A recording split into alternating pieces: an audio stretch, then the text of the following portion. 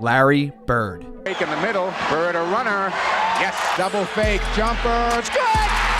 Bird bumps O'Corin, turns, and hits. The game, Bird. Yeah! Bird along the baseline, underneath to Maxwell. Tiny to Bird, behind the back to Parrott. Does to Lambier, stolen by Bird on the cut to DJ, yeah! One of the greatest NBA players ever, frequently ranked by ESPN as a top 5 small forward of all time, wasn't even in the top 5 of his own draft class. That's a lower draft number than guys like Greg Oden, Anthony Bennett, and this dude. No, obviously none of the players in Larry's draft had a Hall of Fame career like him, but they had remarkable careers in their own right. One was the first player ever banned by the NBA, and another turned out to be the father of one of the greatest NBA shooters ever. Here's their crazy story.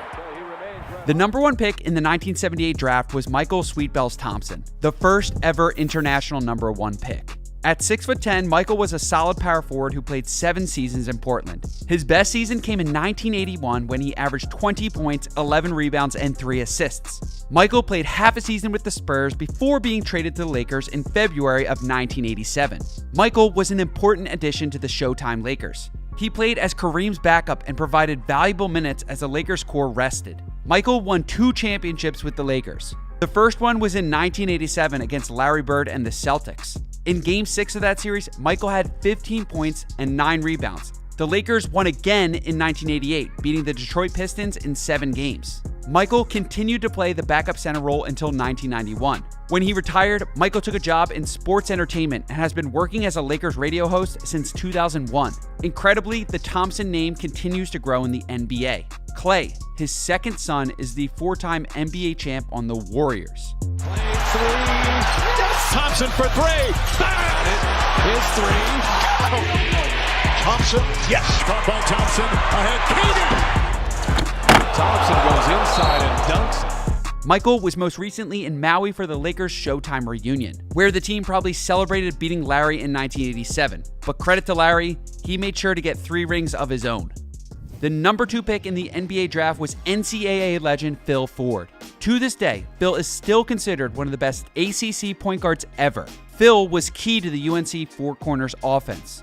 With no shot clock in the NCAA, UNC would space the floor and let Phil play one-on-one until the defense overcommitted. Starting to the right, comes back to the left, now drives into the middle, puts up a little running scoop shot that's good. Phil Ford taking it all the way in.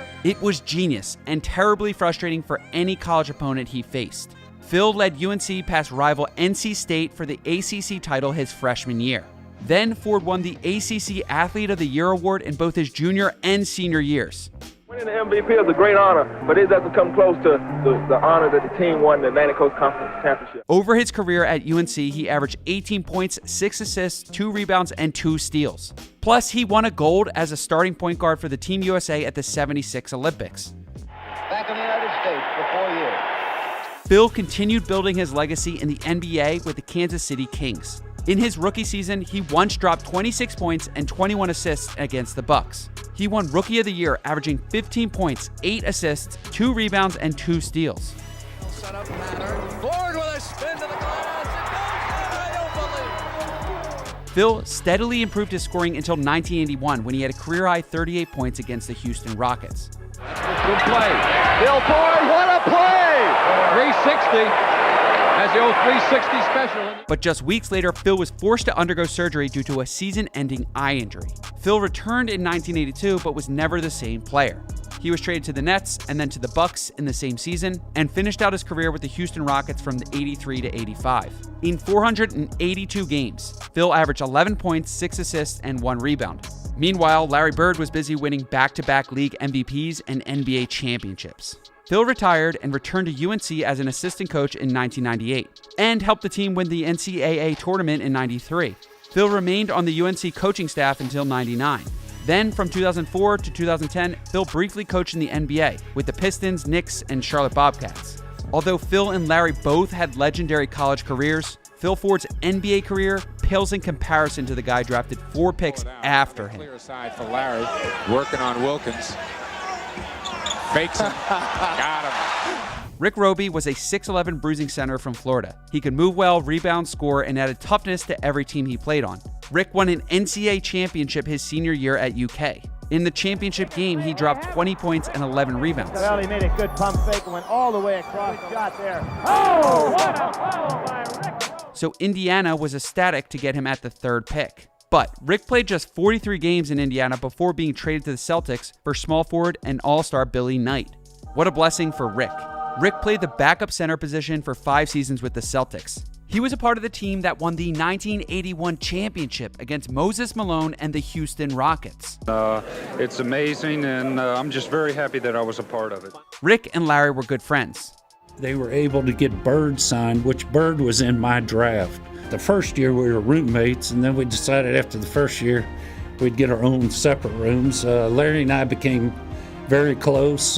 He, without a doubt, the greatest player I ever played with. But Rick was traded to Phoenix in 1983 and missed the prime of Larry's NBA dominance. His role diminished and Rick retired in 1986. He played 493 games and averaged 7 points and 4 rebounds. In the 90s, he became a successful real estate agent in Kentucky and still works in the industry to this day. This summer when I'm in Kentucky, I'm going to go by the governor's house and show him this world championship ring. And the fourth pick, Michael Ray Richardson, was supposed to be New York's next Walt Frazier, who, if you're unaware, is one of the 50 greatest players of all time. Like Walt, Michael could create his own shot, pass, rebound, and play lockdown perimeter defense. For a brief period of his career, Michael was in a tier just below Hall of Famer point guards like Isaiah Thomas and Magic Johnson. Michael Ray was a guy who played just like I played. Every time I saw him, he went right at me. In his second season with the Knicks, Michael averaged 15 points, 10 assists, 6 rebounds, and 3 steals. 3 seconds to go right now. Richardson lets fly, hits! He became the third player in NBA history to lead the league in both assists and steals. He made the All-Star team every year after his rookie season with the Knicks, too. In 1982, he was traded to the Warriors in exchange for Bernard King, but played just 33 games before being traded to the New Jersey Nets. During this time, Michael was dealing with substance abuse and his career started to take a downward turn. In 1984, Michael submitted himself to rehab and played only 48 games with his new team. But then, in 1985, Michael bounced back. That season, he averaged 20 points, 5 rebounds, 8 assists, and 3 steals. He was once again the NBA steals champ and earned his 4th All-Star team selection. Michael even won the NBA Comeback Player of the Year award.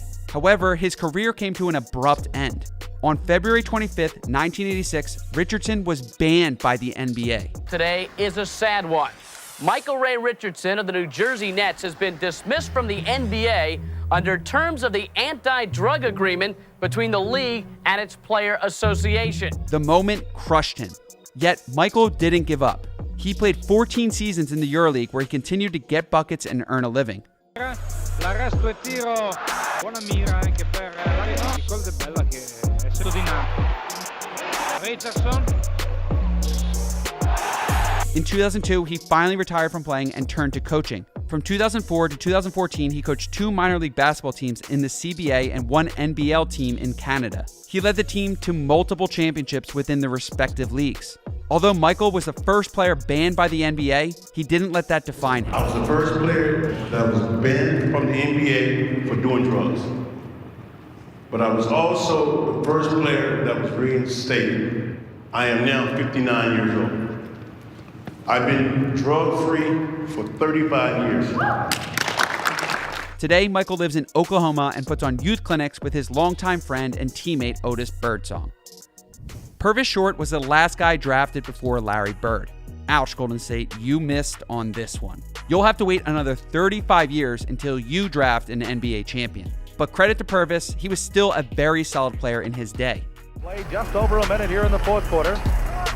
On the wing, he lets it fly, and you can't stop him. Maxwell trying to play defense all over. Short does it. Court come the Warriors, leading by 1. Now leading by 3. Purvis was 6'7" and possessed an unblockable rainbow jump shot, and he put up some ridiculous numbers with this skill.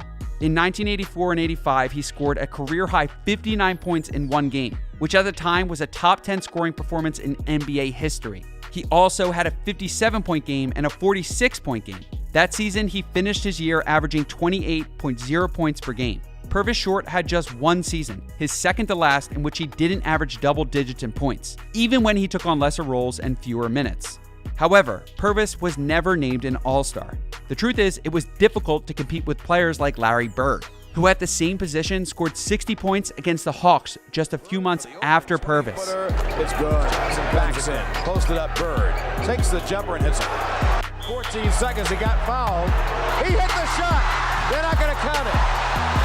And Bird falls into Joe O'Toole. Then in the same season, Larry averaged 28.7 points per game, along with 10 rebounds and 6 assists.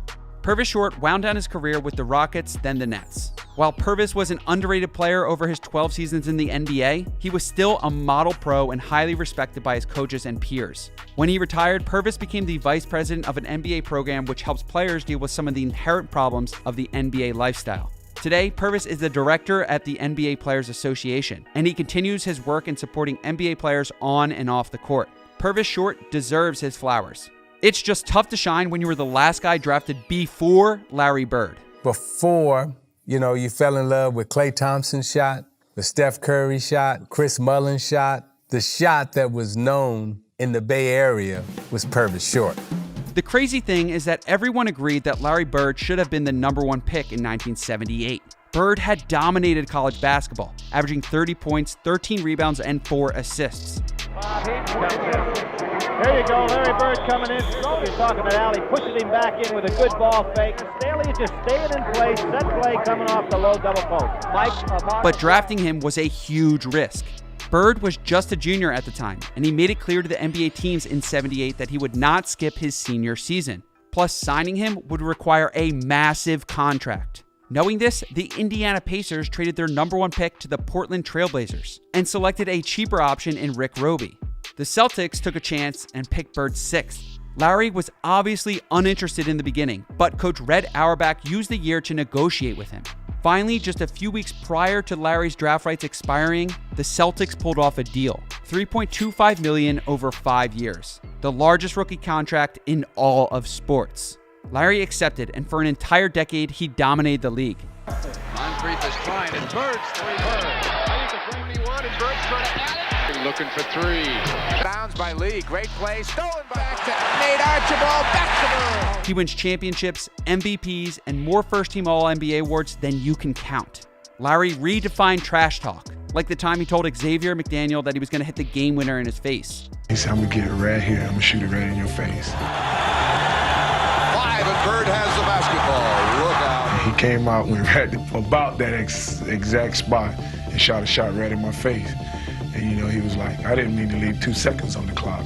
He wanted to shoot it with 0 seconds on the clock. I walked back to the sideline like, damn.